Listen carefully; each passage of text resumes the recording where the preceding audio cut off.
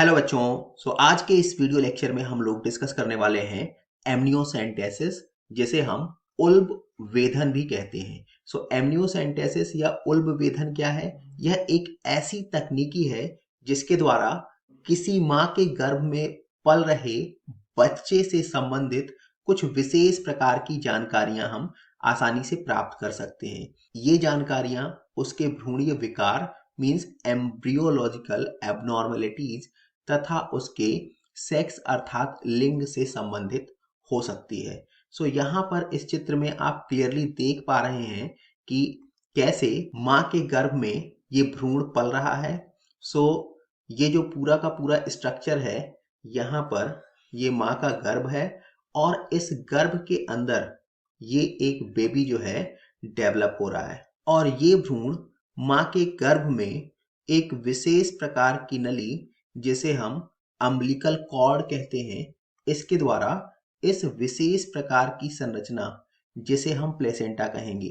इस डायग्राम में ये जो रेडिश पोर्शन यहाँ पे दिख रहा है, ये रेडिश पोर्शन जो है प्लेसेंटा है, जिसे हम अपरा भी कहते हैं। प्लेसेंटा या अपरा क्या है?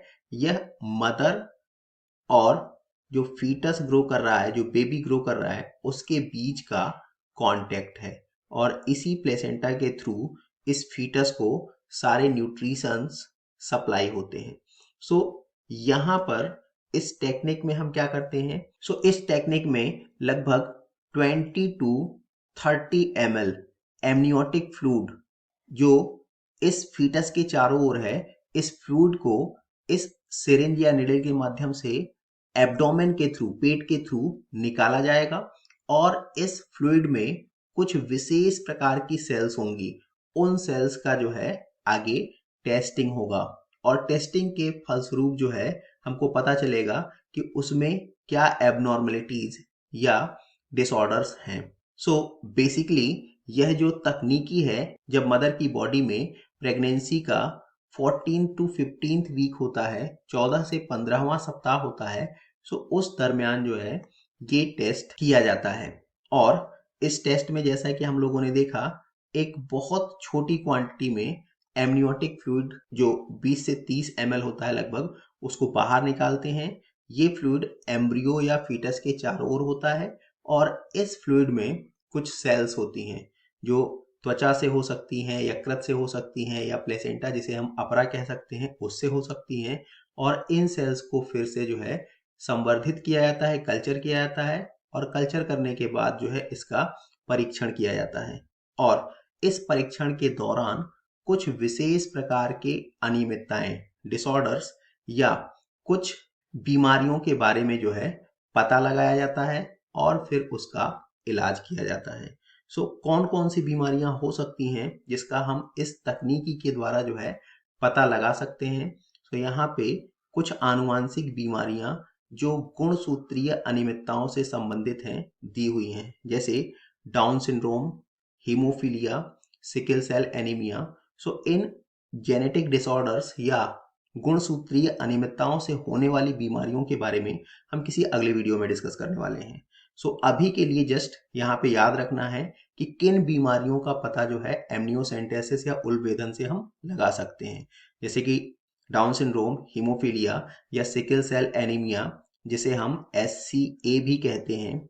इसके पश्चात कुछ मेटाबॉलिक डिसऑर्डर्स हैं, उपापचयी अनियमितताएं जैसे कि प्रोटीन की कमी, कुछ विशेष एंजाइम जिसे हम विकर कहते हैं इसकी कमी या हार्मोन्स की कमी, यह भी पता लगाया जा सकता है। इसके अतिरिक्त जो बच्चे का लिंग है उसका भी परीक्षण इस तकनीकी के द्वारा होता है। यहाँ पर एक शब्द दिया है बार बॉडीज।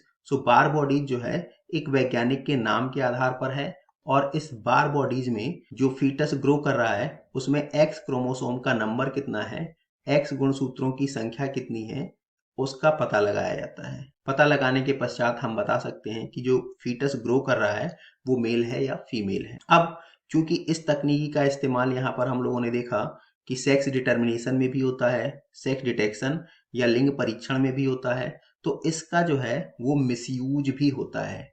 किस लिए?